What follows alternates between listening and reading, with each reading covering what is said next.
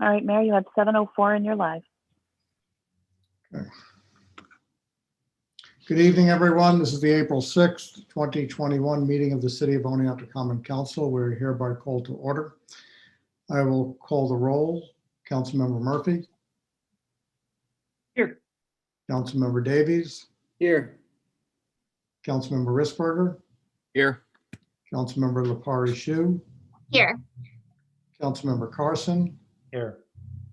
Councilmember Harrington. Here. Councilmember Rafter. Here. Councilmember Drenick. Here. Thank you. Everyone is present. We start tonight with, we have two public hearings on the agenda. Both public hearings pertain to motions that were passed by the council at the last council meeting. One was to establish a City of Oneonta Housing Commission.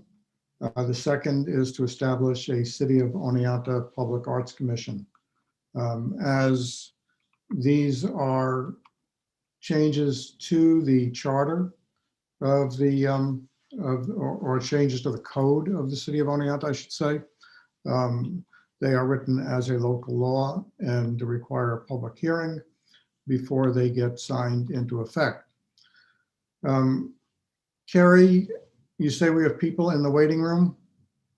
You have 8 individuals in the waiting room. Okay, could you just confirm that they are here to comment at the public hearing?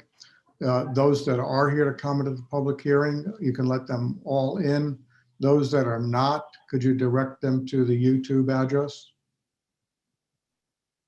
Not without admitting them, unfortunately. The platform doesn't allow me to speak with them prior to admitting them. Okay, then I guess I'll do that. All right, you've got 8 coming in.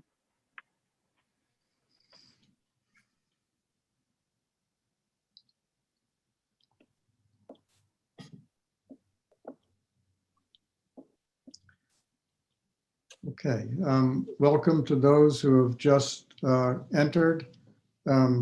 Tonight we have 2 public hearings on the agenda.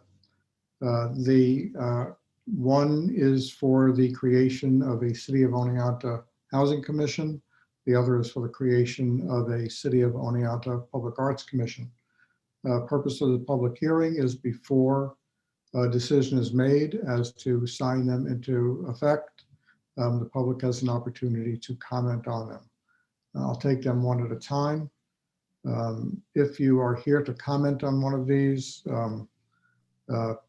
I can't see people to know whether they raise their hand or not, but just state your name. I'll call upon you to speak. The first public hearing is hereby opened. This is a public hearing for an ordinance to create Chapter 158 of the Code of the City of Oneonta entitled City of Oneonta Housing Commission, which would amend certain provisions of the Code of the City of Oneonta for the creation of a housing commission. If anyone is here to speak on this matter, please let me know.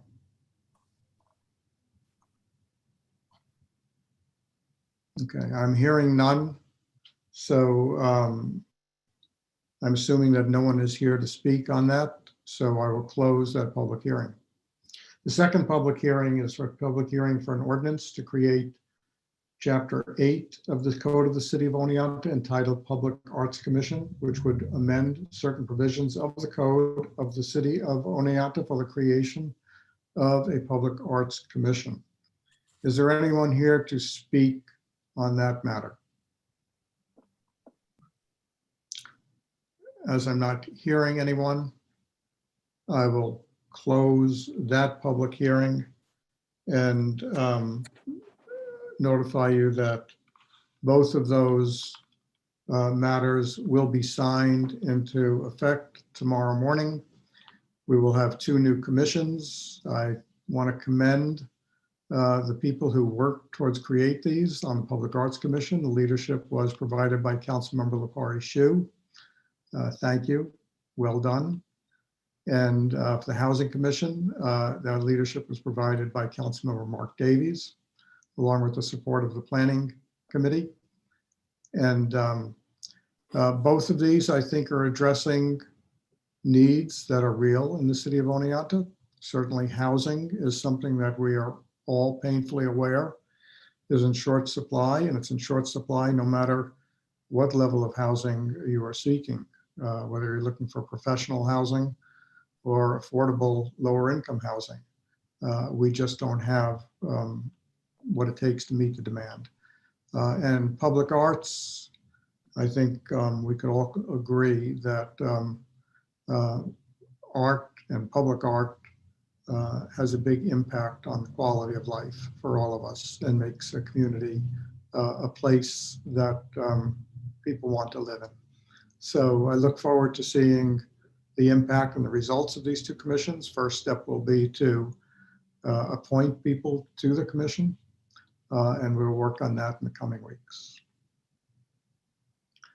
Okay, with that, I assume the others who have come in are here to observe. Typically, we ask people who are here to observe to go through the YouTube channel. What I will do is I don't want to ask people to have to get up and transport themselves to the YouTube channel. So you can stay here, but just be aware that this is not an opportunity for public comment. Comment will be restricted to members of the council and those called upon. I'm just going to jump ahead of the commission reports and committee reports that are on the agenda and talk about incident which happened today here in the city of Oneonta, which I know has been reported on social media and some of the media, and provide you with what information that I can at this time. This afternoon at about 1:30 p.m. approximately, two of our Oneonta Police Department officers responded to a call for assistance in a domestic matter at a River Street residence. Upon their arrival, present in the house were a mother along with her approximately 2-year-old child and a third party who has been identified as a 23-year-old white male. While the officers were there, the third party male did attack the mother with a knife, who sustained some wounds. She has been treated and is okay. And it has been reported that based upon the actions of the individual with a knife, one of the officers who was present acted to save the life of the child by firing 2 shots.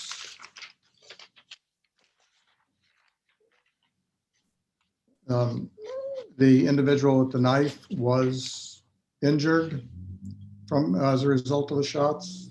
He was medevaced to Albany Med, and we have since learned that he did not survive. The officer was wearing a body cam, which was turned on and operating. An investigation has already begun. The investigation is being conducted by the New York State Attorney General's office in collaboration with the New York State Police. And all additional information, on the matter will come from the New York State Police and the Attorney General's office as it becomes available. Chief Witzenberg, is there anything that you'd like to add? No, thank you, Mayor. Again, this is an open and ongoing investigation, and the Attorney General's office is at the lead at this time.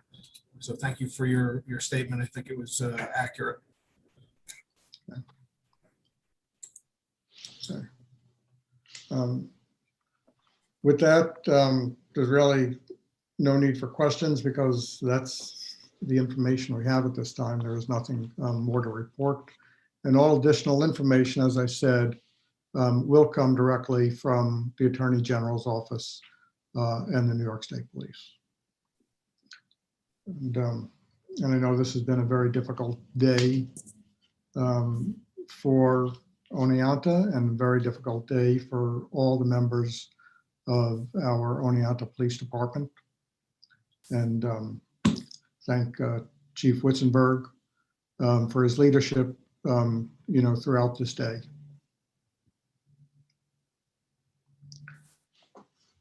With that, we will go to board and commission reports. Mayor, could I interrupt for a Yes. second? Certainly. Were you intending to have a petitioner section? Yeah, that's actually Oh. the same thing I was going to raise. Thank you.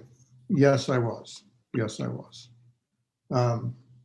Petitioners, that's an opportunity for, hopefully some of the folks who have logged on are here to speak. So petitioner section is an opportunity for individuals to speak their mind about any item that's relevant to city business. And generally, we ask that comments be kept to approximately 3 minutes.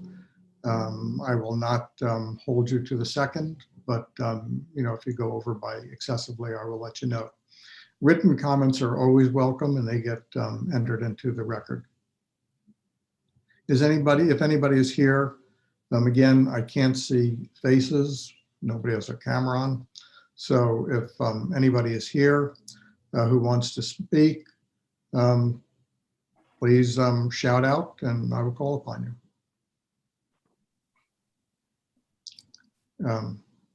I see William's light going on. Please identify yourself, name and address, and the Yes. floor is yours. Thank you, Mayor. William Shue, 14 Parish Avenue, Oneonta. Difficult situation. I live in the 6th Ward, very moving. And I don't know all the details. Matter of fact, sometimes I don't want to know all the details. But what I would like to encourage is what Mayor Mueller did back in around 2000 when we had that major drug bust. He visited my home along with representatives from the law enforcement, both state police and Oneonta PD. She informed me of the process of what was going down and then visited afterwards and informed me as much as she could as to what transpired. Any council person who represents a ward should be notified immediately by the mayor's office in that regard. When you're a council person, you don't leave the care of your ward when you leave office. I had numerous people calling me saying, is it safe to go out? Is anybody on the loose? Those kinds of things. So it's important to do what Mayor Mueller did. She did that. And I know that things are awry when such an incident happens, but I would encourage you and to inform the council person right off the get-go of the ward in which the incident is going on or either did happen. I'd certainly appreciate that. My second comment is this. I would not expect to be on any committee of the town of Oneonta. They pride themselves into selecting people who live in the town of Oneonta. I know over the years, I can't think of one person from the city who served on a town committee. And I would encourage any administration, when the committees are set up, to make sure that those people are from the city of Oneonta, a legal resident of the city of Oneonta. I'm not sure that has happened in recent committee structure. And I think I would encourage that to happen. Numerous people in my ward, including myself, want to know who was on the committee and subcommittee. I know who was on the committee for the police reform thing, but no one seems to know who was on the subcommittee or who contributed during those subcommittee meetings. And I think that's really important. So, the incident that happened out in Ithaca with their police reform committee could have been done ahead of time, knowing who you pick to be on committees. And so thank you for listening to me. I think I'm under 3 minutes, and I do appreciate your time and your work. Thank you, Bill. Is anybody else here to speak?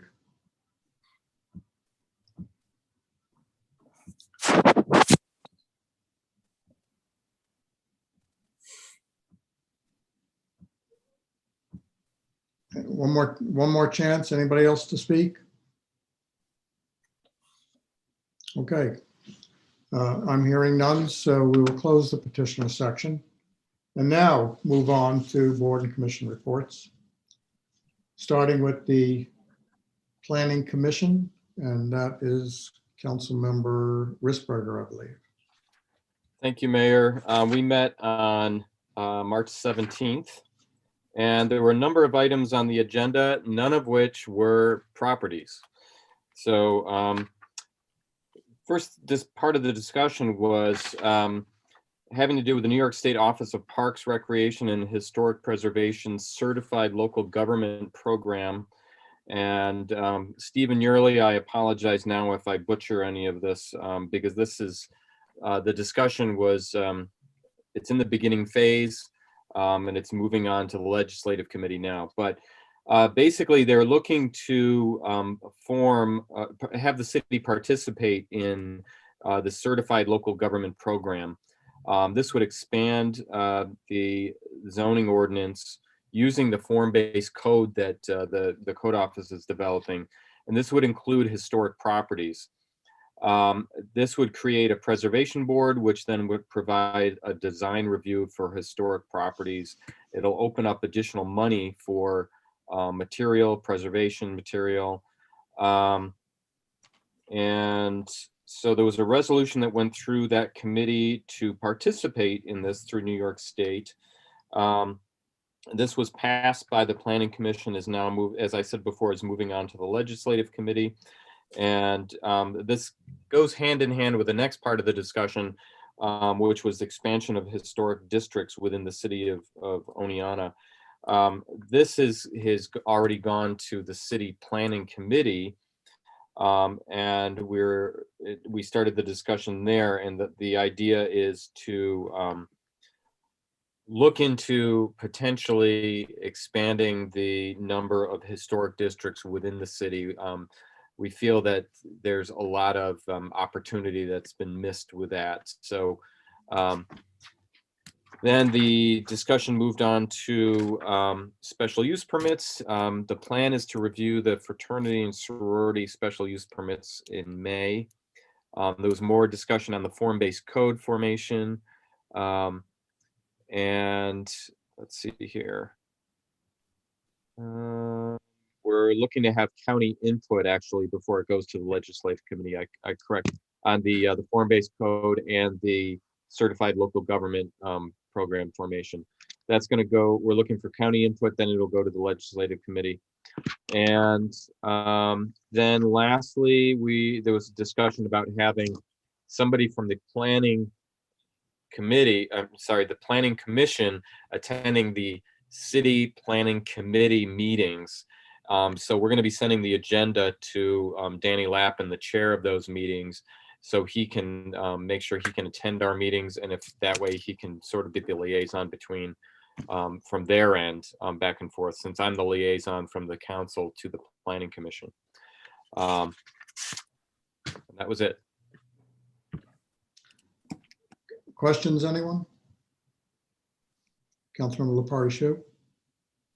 Yeah, Dave, you had mentioned expanding the number of historic districts in the city. I guess my question is two parts. One of the things that you said was that we're missing out on opportunities, and I was just wondering if you could give an example or expand on that a little bit. And then also if you just have any idea or insight into where potentially those districts are proposed. If not, that's okay too. Well, it's in the preliminary phase, and there's going to have to be a study of all 4,500 properties within the city. Wow. That's a lot. So the Historical Society is offered to take part and actually lead this project. And it's definitely going to be a project. And so they will be able to give us an idea when they're done with this auditing of the city, where they would propose either expanding the current historic district or adding additional districts. And what you benefit, the reason why we would do this is, as they put it, there's a lot of history within the city. Or what did they say? They said our properties have a story to tell since we're a former railroad town. And I agree with that. There's a lot of historic tax credits and money that's available if you're doing any, need to do any maintenance on your home. So there's definitely a benefit to this. It's not going to be it would work hand in hand with a certified local government program, which that's something that Cooperstown has and works with their historic properties. It's not going to require you, if you have repairs of your house, to go in front of an architectural review board. Only if you're planning a brand new structure would you have to do that. So, but it would provide, and I don't remember I'd have to dig through my notes and they're in another file right now. But the percentage of money you would get back by after you spend a certain amount of money on your property to do upkeep, there's a certain amount you can get back from the as historic tax credits, and you would get that back during tax season. Cool. And there is a limit. I do remember there's a limit, a lifetime limit of that also. I believe it's like $250,000. So the limit's an incredible amount. So there's a lot of money there. Cool. Anybody else? Thanks, Dave. Zoning and Housing Board of Appeals, I believe that is Councilmember Rafter. Yes, unfortunately, there was not a quorum for the meeting last week, and it has been rescheduled to occur next, I believe it's the 13th, but it will be taking place then, and all the business that was on the schedule will be there, as well as anything new that's come in. So no meeting, nothing to report. Thank you very much. Commission on Community Relations and Human Rights, Councilmember Murphy.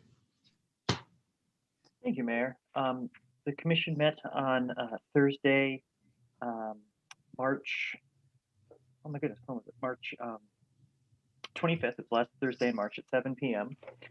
We discussed a few things. A couple of things coming up. Commissioner Sangetti Daniels and Commissioner O'Conway are working on Juneteenth celebrations. I'll have more to report on that as things develop. They're planning on having their first meeting in the coming weeks. We briefly touched base on the status of the Community Advisory Board. At this point, I believe it was just before it went to council. They also picked their Trailblazer Award winners for 2020. And I can't remember or not if I'm supposed to say who they are. I don't want to ruin the surprise. Do you remember, Mayor? Shannon said it was public information. Okay. I'll leave it up to you. Kathy Lynch and Lucy Bernier were chosen by the commission as the Trailblazer Award winners. And I believe that is about, and the commission is working on their inclusivity statement. That should be ready for April's meeting. Questions for Luke? Thank you very much. Board of Public Service, Councilmember Drenick. Board of Public Service met on April 1st, an extremely short meeting, old business. This is the third time that 10 to 12 Forest Avenue has been on the agenda, and for the third time, it's being moved back another month so the owner can attend. New business, 13 College Park Drive, a sewer bill fee appeal. There's a leak under a pool house that they turned off the water, but didn't realize there was a leak, and water department will call and help find the leak, and we'll revisit it next month. And that was pretty much the meeting. Probably no questions. Well, I'm wrong. Councilmember Carson. Thank you, Mayor. Mark, you said that was 13 College Terrace? Yes, 13 College Park Drive. College Park Drive. All right, thank you. Okay, thank you, Mark. Parks and Recreation, Councilmember Lepari. Well, I'm glad some folks had a short meeting because mine was pretty legit yesterday. Parks and Recreation met, had a nice long agenda. Well, buckle up. We had a special guest, Danny Lappin, who you all might know as the chair of the Planning Commission and as a county representative. Yesterday, he was there at our meeting on behalf, just as a citizen, on behalf of folks who really like to play basketball. So evidently this is the #1 question that Parks Director Lou Lansing is receiving, is when are the basketball hoops coming up or being put back up. She gave me and the commission a great response, and then gave a great response publicly last night as well. That was, very, I think Danny left with a very clear understanding, and folks will be pleased with that. Basically, basketball is still designated as a high-risk activity.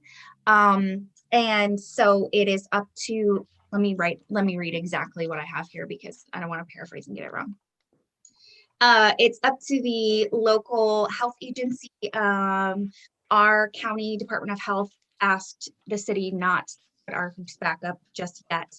Part of the reason for that is that where you see hoops going back up, they are under supervision. The organization that's putting them up is able to monitor in some way to make sure that, for example, one of the examples that was given was Clark Gym, where one person can be on half the court at a time. So 2 people on a court at a time, and they have to stay separate. So we obviously don't have anyone who can be in the parks making sure that that is being observed. And so for now, the safe thing to do and what's in the best interest of the community is to just leave them down until we can. But you guys should know this about Lou Lansing. He really wants people in the parks, and she is just waiting. As soon as it is okay, she is ready to put parks back to full capacity, and she just, needs to be able to make sure that the community is safe before she can do that. So with that being said, there is info on the status of the city parks on the Parks and Rec page website, and basically we're just asking you to follow the New York Forward guidelines. So more information on that can be found at New York Forward website. Let's see, the commission approved a memorial bench in honor of Bud Perone. It's going to go into Wilbur Park near the Waddington Memorial. Let's see, I have one thing that's kind of big, so I'm going to save it for last. We talked about the pool. The Y and Lou are meeting and discussing that. They're shooting for a July 1st open, which feels a little late, but it's because school is in session until the 25th of June. They're anticipating the same COVID rules as last year, unless, we're given the green light to ease up a little bit. But they are going to be able to offer classes and things like that. So that'll be great. The dog park group has met twice now. Their primary objective at the moment is to work on rules, and which will come before the council at some point. So keep on the lookout for that. They have sort of sussed out that they'd like to open in May and close at the end of October, and kind of open and close with some sort of community involvement event. But also just in general, community involvement is really key. One thing that I'm really excited about is that there's a group of volunteer student athletes from SUNY Oneonta who are going to be doing some cleanup and mulching and general maintenance and things along the Veterans Memorial Walkway in Neowa Park. Great news is that the Outlaws season is happening. So yay. And then also the commission approved as a new user, the library, which is hilarious, for a summer reading program in the park. It's called Tales and Tales or something like that. But that's really exciting, I think. Let's see. Which actually led a commissioner to ask a question about Catholic Charities distributing lunch in the park, which evidently they had done at least last year. They did submit a pavilion application. And so that a suggestion was given from Commissioner Heindel to overlap that with the reading to potentially serve some more people in that way. See. In general, like I said, Lou is getting applications. I'm sorry, Parks Administrator Lansing is getting applications for park use, and she's, really trying her hardest to say yes and working within the COVID guidelines. So for example, if it's an event that is going to potentially draw a lot of people, she's really making sure that the organization has certified in New York Forward, and that they're flexible and recognizing that this is all still complicated, and things could kind of change at any moment.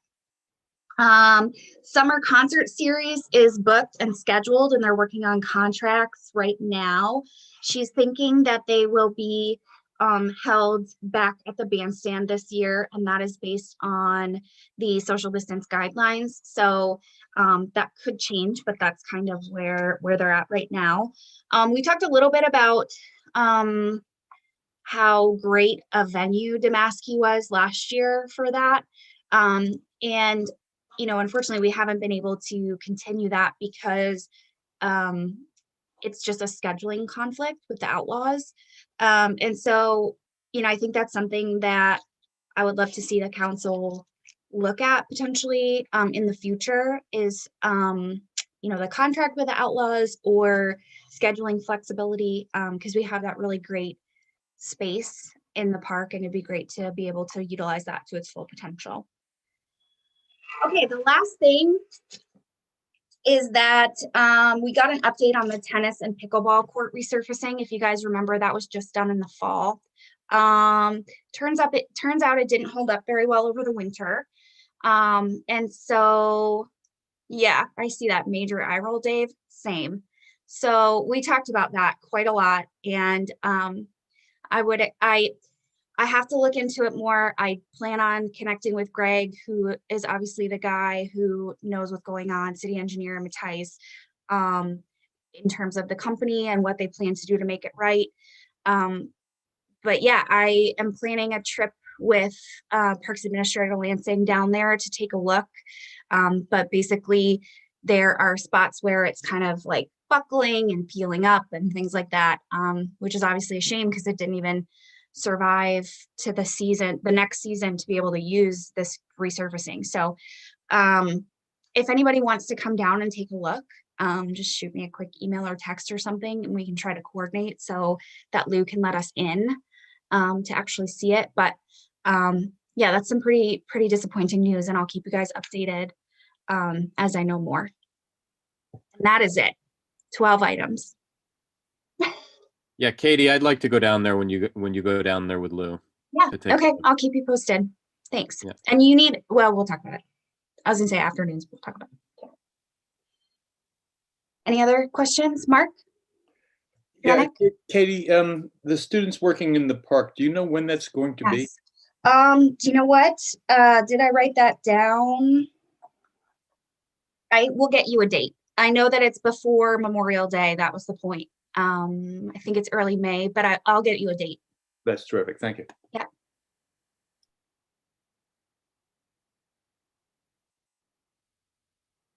Oh, Len? I think you're muted, Mayor. Len Carson, I think, has a question. Thanks, Mayor. Katie, the nets. So I've had a question by a constituent about the nets also. So the basketball nets and the rims are not going to be put up because we're following the CDC guidelines. Is that correct? Or Because this constituent also brought up the fact that our high school basketball team played this year, Right. so it seems Yeah. like there's a little conflict there. Yeah, totally. And that was addressed. So it's really what I had mentioned with regards to supervision. So because because high school basketball is like a closely monitored, like they didn't have spectators and it was in a closed gymnasium. And so the schools really made that call because they felt like they could keep it contained and safe. And yeah, it's just that we don't have the ability to do so. And so that's actually under suggestion of the County Department of Health. Okay. Yeah, good And question then- though. I mean, that's it. That's the question. People are seeing Yeah. other municipalities putting them up and things like that, Right. but it's just that our county said it's not a good time. Okay. Yeah. And then the tennis court nets, are they gone up or are they going up or? I don't think they're up yet. I'm pretty sure they're not. I know that Lou did mention that during at one point some of the pickleball nets that we had surplused out just by like a local pickleball group. And so she's been allowing them to play pickleball because it's like a closed group, and she said they've been really respectful of the courts and things. So, but they have their own nets that they bring and set up and take down. So I don't believe that the city's nets are up yet. I think it's April. Oh wait, it is April. I think it's soon. Okay. Okay, thank you. Yeah, good question. Thanks. If there's no one else, well, thank you for that very, very informative report. Okay, we'll go to committee reports. Planning Committee, Councilmember Risberger. Yes, I completely forgot I was giving this report. I have a lot more information on the historical district changes or proposed changes. So we met on March 29th, and we had a couple guests. We had Bob Rosowski and Ellen Pope. So talking about what the Historical Society wants to do is they want to what they explained is that SHPO, the State Historical Preservation, feels a greater part of the city should be in a historic district. There's a grant available for a survey to look at all 4,500 city properties to see if it's viable to either increase the size of the district or to create more, as I said earlier. And it would allow more property owners to take advantage of the historic tax credits. The reasons behind this, the current tax credit program they feel has left a lot of the homeowners in the cold, and they haven't been able to benefit from it. So all of Otsego County actually qualifies due to the medium income levels below the certain level, which I don't remember what the certain level is. But to use the historic tax credit, you have to have your own income. I believe it's below $60,000. You have to have a minimum of $5,000 spent, and $5,000 must be on the exterior, which, believe it or not, to spend 5% on the exterior is not hard to do when you're doing work on your home. And then 20% of that is then reimbursed through the tax credit. So the lifetime benefit is actually a $50,000 tax credit, but that means the owner would be spending over the course of their life in their home $250,000. So that's an incredible amount. So the Historical Society is going to actually submit the grant request, and that would help pay for the recon level survey of all the city neighborhoods to identify potential additional districts. They're looking to donate $2,500 to $5,000 for the project. They would need to raise another $7,000. The application deadline is actually next Monday. Ellen is writing the application for the Historical Society. So what they were looking for is moral and official support from the council with a potential of $7,000. If they don't get private support for that additional $7,000, then they would be looking to come to the council to see if they could, the council could assist. But as of right now, they're not looking for any funding from the Common Council. But having that moral official support from the council will make the grant application stronger. So Then we discussed the summer Main Street closure, and this is, and Mark, tell me if I get anything wrong here. This is going to take place for 14 weekends between 9 a.m. and 9 p.m. starting June 5th, and it's going to run through September 4th. This is like what we did last summer. So delivery of materials is going to start around 8:30, and setup's going to happen between 8:30 and 10 a.m. And then between 8 and 9 p.m. is going to be a breakdown. Let's see. There's going to be storage is still needed for umbrellas and flags. Tables and chairs are going to be stored in the Main Street businesses. There's a group that's looking to potentially form an LLC to do the summer closures. And they're going to engage Oneonta for Equality to provide an umbrella group through their own 501c3. And they have a budget of approximately $26,000 to do this over the summer. So currently the businesses are in support. They have claimed that shutting down Main Street increased their summer numbers by double digits in many of the businesses compared to pre-COVID. So that's really good. Let's see, FOIL policy. Our FOIL policy has not been updated since the 1970s. And this should be on the agenda tonight, I believe. And then there was further discussion on the Upper East Street Trail formation. This is the, if you go up East Street, there's an area that the city owns. We're looking to put in additional mountain bike trails and hiking trails. So there was discussion to try to tie these in with the SUNY trails that are up there and possibly use their parking. But the SUNY insurance is only going to cover the students and their faculty. They won't cover others accessing the trail system and will not cover an official tie-in of a city trail. So we had some discussion with the town of Oneonta, and the first 800 feet of Hoffman Road, which is right between that area where we're looking to put these extra trails, it's town owned, and the town says that they can work with us to come up with some type of parking plan there for us. So the action plan going forward is, and I thank Mark Davies for all the work he's done on this, and Greg. But the next step is to start mapping the trails out and come up with a plan and any pricing that goes along with that, and then also look at how the city insurance is going to play into this as well. So Mark, you said the community biking group has a large event that's you're working on, but you're talking about maybe working on this in May. Is that correct? Did I get that right? Yeah, there's gonna be a mountain biking event at the high school. I think that's still gonna be running this May. And so after that, I think the group will be able to turn their attention to this. But I'm gonna be out there trying to walk that parcel soon to be able to start kind of getting an eyeball for where we might be able to put these trails and in the parking area and the whole thing. Awesome. It's exciting.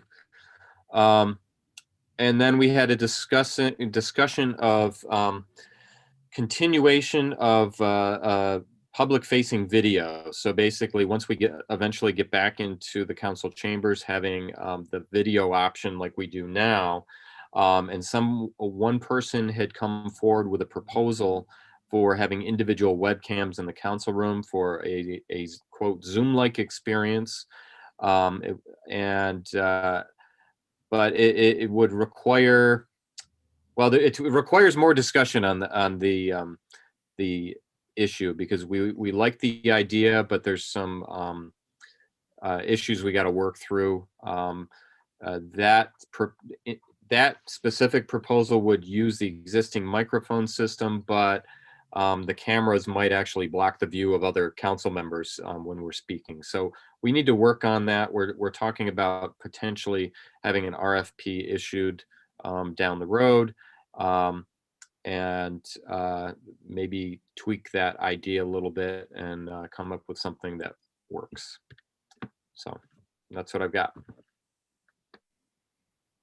I hope I explained the historic preservation issue a little bit better than I did the first time. Yeah.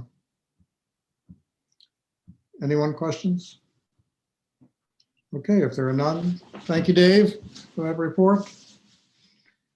Okay, we'll move along. I'll just do a bit of a follow-up on the report about the Parks and Rec Commission, basketball hoops and all of that. You know, this is a very confusing time that we're in. Whether it's what sports are allowed, whether there'll be public events allowed this spring and summer, whether it'll be 4th of July celebration, will it be Memorial Day parade or celebration? There are so many unknowns right now. What I am being told as recently as last week from the folks in Albany is that right now there are no plans to allow for large public events. But again, things are changing rapidly in one direction or another, and we don't know for sure. But there are no real plans at this time that we can say confidently that there will be large public events this spring or summer. The things are going well in terms of vaccination here. You know, the SUNY site has, I believe, they may have vaccinated their 10,000th person this week. That's remarkable in the few weeks that they've been open. That is a tremendous impact on this region. It certainly moves us in the right direction of being able to return to normalcy. So just a big thank you to everybody who's involved with that. The National Guard members who are here, many of them are young. They're staying here in local hotels in the city. While they're stationed helping out operate the VAC site. The Bassett employees who are here doing the clinical work. And you may have spoken to people who've gone to that VAC site. Certainly I have. I have not heard a single person say anything but how pleased they were with how professional the operation is, how well it's run, how helpful the people are who are operating it. So just a big thank you to BAT, to the National Guard, to SUNY, and everybody who's making that possible. It's making a big difference. But on the other side, numbers are going up. They're going up here in Otsego County. They're going up across the country. They're going up throughout the state. A lot of that is being fueled by variants so that are more contagious. So it is a confusing time, and we don't know for sure how things are going to be playing out. We have reason for optimism as the vaccination is going very, very well, but also we have to be concerned because the numbers are going up. So we will just continue to monitor it week by week and hope that vaccine wins the race over the variants. If anybody has questions, I'll try to answer them. If not, I'll move on to the consent agenda. Mayor, I still have my report for Finance and Human Resource. Oh, did I not call upon you? I'm sorry. It's okay. Well, let's do the Finance and Human Resource Committee report by Councilmember Carson. We didn't meet. We didn't do anything. I have another report. We did meet March 29th after our planning committee meeting at 6 p.m. So the items before you that we vetted to bring to council are motions 4 through 8, excuse me, on tonight's agenda. I'd also like to highlight, we're going to be putting before you tonight motion number 4, where Todd Trecco would like to join our Central Garage staff. I welcome Todd. Todd and his family are moving up from New York City, and I think that's great that we're having more people move into our area. And I welcome Todd and hope he has a long career here with the city of Oneonta. I'd also like to highlight we are moving into a 3-year contract for the HVAC system with Air Temp. I know we've had them for quite a few years, but they do a great job and I appreciate that. Switch over to our minutes. One of the items that we discussed at Finance and Human Resource was also revenue streams. And I encourage any other council member, if you have ideas about revenue streams that we could be taking a look at, I would ask you to bring them forward and join our meeting. We tried to have met in a smaller format, but with public service laws in place, that's not going to be possible. So we will be having open discussions regarding this matter. Let's see. The surplus items led us into a discussion of moving from the, I believe it's publicservice.com website to sell things and moved into a new Auction International's web format and utilizing this company. That's also an item on our agenda tonight. But I also would like to take a minute and Gary, please jump in here. Some kind of exciting news is that Mayor Herzig brought before us the transit hub has moved from an RFP to an RFQ. And this is pretty exciting stuff. Mayor, I don't know if you wanted to take over from here, but I just wanted to publicly say thank you for bringing this forward. And I look forward to moving this discussion. Yeah, we'll keep you informed, everybody informed as we go forward. You know, an RFQ was issued, responses are being received.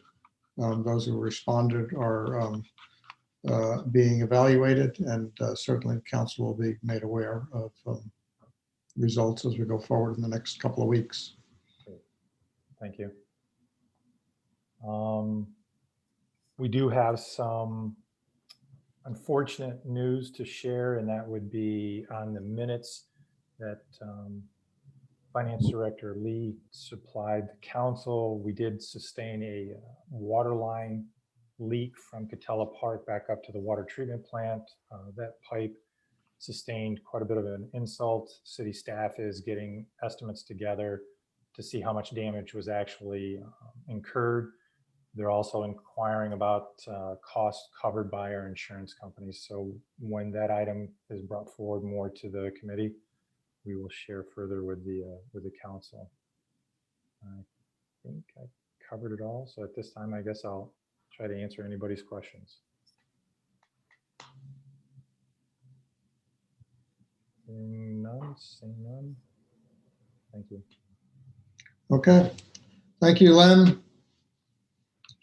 But now we can go to the consent agenda, unless I have forgotten something else. Not hearing anything, so. Okay, I'll read through the consent agenda. It looks like we have 9 items. And then if anybody would like any of those items removed, just let me know and we can remove them for discussion. 1, motion that the council approves the minutes of the regular meeting, which was held on March 16th, 2021. 2, motion that the council approves the minutes of the special meeting, which was held on April 1, 2021.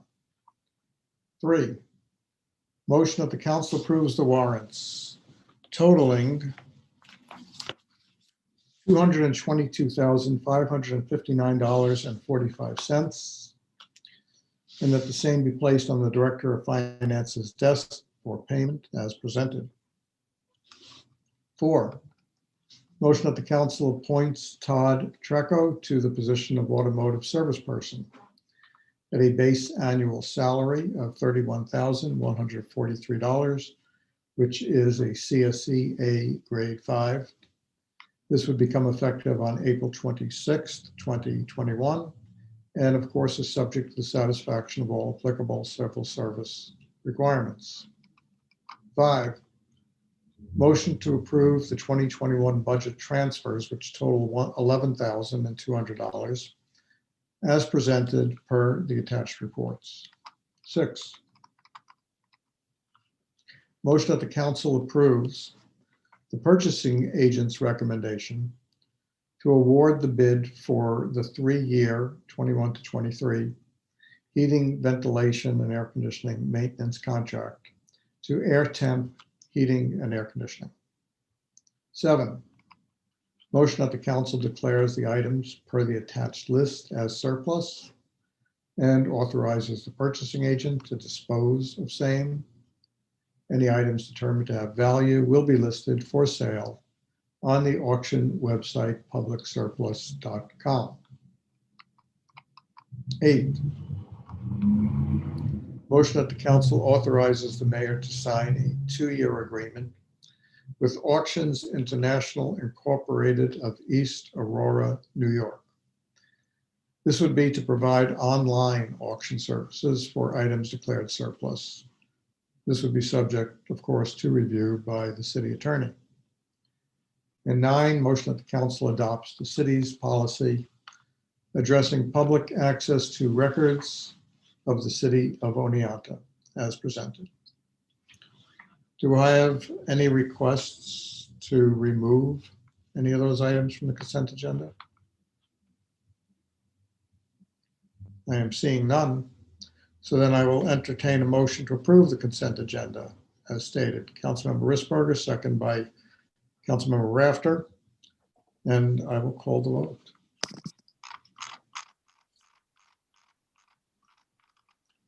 Councilmember Murphy. Aye. Councilmember Davies. Yes. Councilmember Risberger. Aye. Councilmember Lepari Shu. Aye. Councilmember Carson. Aye. Councilmember Harrington. Yes. Councilmember Rafter. yes, Councilmember Drenick. Aye. Thank you very much. The consent agenda passes unanimously. I'll now open it up to any additional business or council matters for discussion. Councilmember Lepari Shu. Yeah, I just had 2 things. One is that I just wanted to announce, and I'll remind everyone next time as well, that I'm going to have another virtual ward Zoom hangout on April 25th at 5 o'clock. It's a Sunday. I'm hoping that, by varying up the days of the weeks, I can eventually hit a time that works, for everybody at some point. And then the other thing that I wanted to ask about, and this could have been an email, but I figured I'm seeing you all today, is the status of City Hall with regard to the COVID guidelines. Is it back open to the public, or like where are we on that? We're still it is open to the public by appointment only. Gotcha. Okay. So, most services can be accomplished either online or by telephone or by mail. Water bills can now be paid online. Thank you, Jenny. And but if people need to access City Hall, they can do so by making an appointment. Okay, great, thanks. Councilor Murphy? Katie, thank you for reminding me. I too have a ward meeting coming up later this month. I haven't decided quite on a date yet. I've got to check to see where it falls best, but it will not be on the same day as Kate. And the announcement will be coming pretty soon. Okay. All right, if there's nothing else, then Carrie, do we have any correspondence? We have no correspondence, but we do have that 30-day municipal notice for 13 River Street. Do you want to present that? Sure. So on today's date, the city received an application, 30-day advance notification to the city of Oneonta to advise them that an application is being made on behalf of August Johnson, who intends to open a restaurant with a full kitchen and menu at the location of 13 River Street, which is the old No Place Bar. So the question is, do any council members object to waiving the 30-day wait period on this? I see David Merzick is all lit up. Did you have something to add? No, I just wanted to jump in if needed. Okay. I see no objections, in which case we can notify the state liquor authority that there are no objections to waiving the 30-day period. Thank you. No further correspondence. Okay, thank you. I'm not aware of any executive sessions that are needed. So with that, in just a little over an hour, we've got all our business done. Thank you to everybody and enjoy the spring weather this week.